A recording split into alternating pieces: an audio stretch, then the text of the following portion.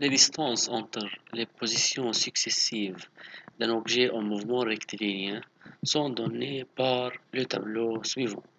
On a les positions et les distances qui sont exprimées en centimètres.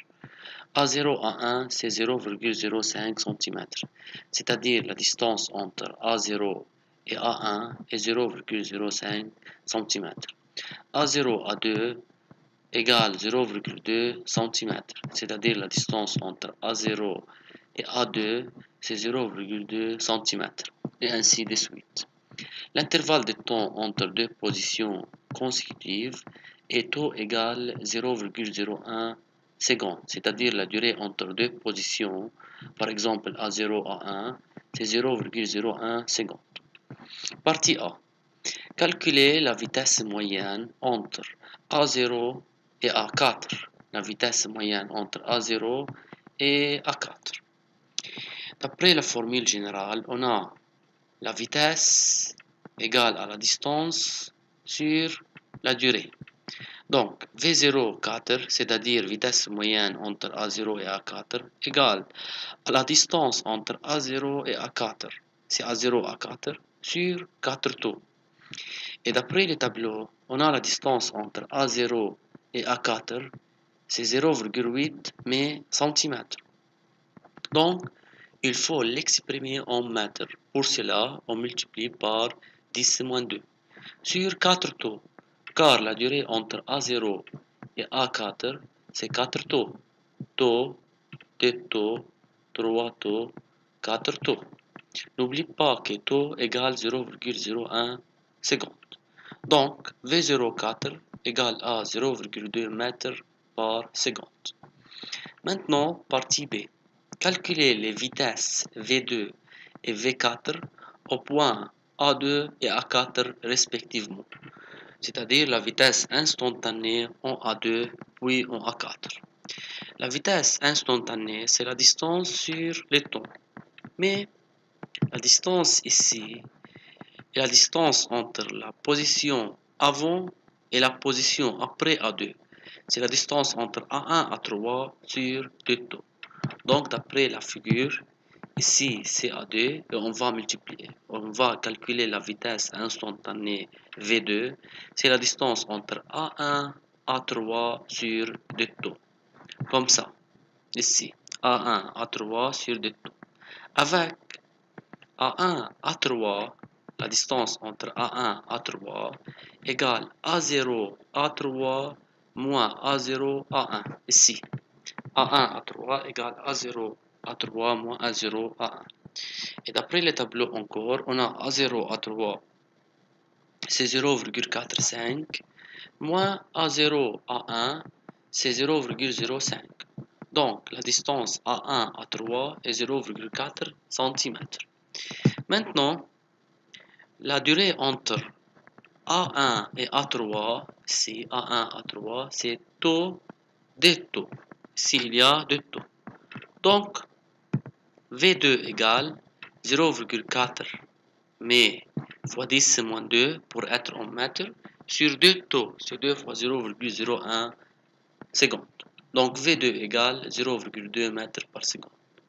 Maintenant, pour V4.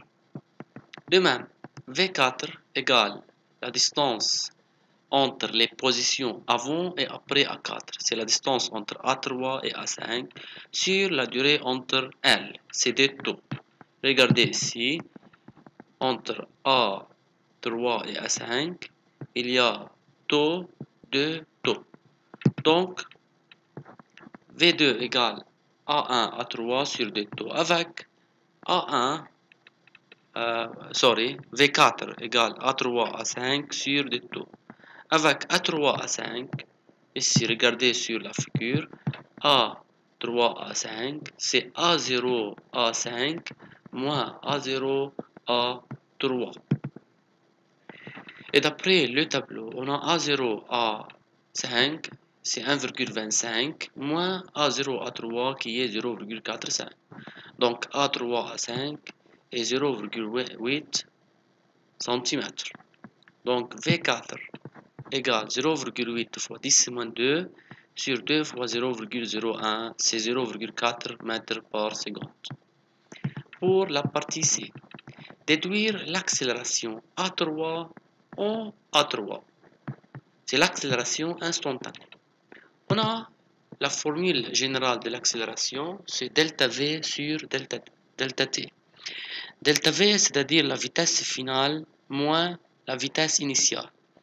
Ici, la vitesse finale est la vitesse à la position qui est après A3, c'est V4. Moins la vitesse initiale, c'est avant A3, c'est V2, sur 2 taux, car la durée entre A2 et A4 est 2 taux. V4 et V2 sont déjà calculés ici, 0,4 et 0,2. Donc la réponse A3 égale 10 mètres par seconde carré. Maintenant, quelle est la nature de ces mouvements justifiés? Ici, le mouvement est accéléré, car, premièrement, regardez les distances parcourues, elles augmentent avec le temps, A0 à 1, A1 à 2, A2 à 3. Donc on peut écrire que le mouvement est accéléré car les distances parcourues pendant le même intervalle de temps sont égales. Non, ne sont pas égales. Les distances augmentent.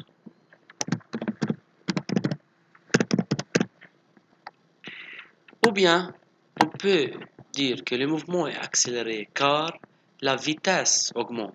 Regardez, la vitesse était 0,2 et devient 0,4. Donc, le mouvement accéléré. Troisièmement, on peut dire que le mouvement accéléré car l'accélération ici, regardez, est positive simplement. Donc, il est suffisant de choisir une réponse de ces trois ici.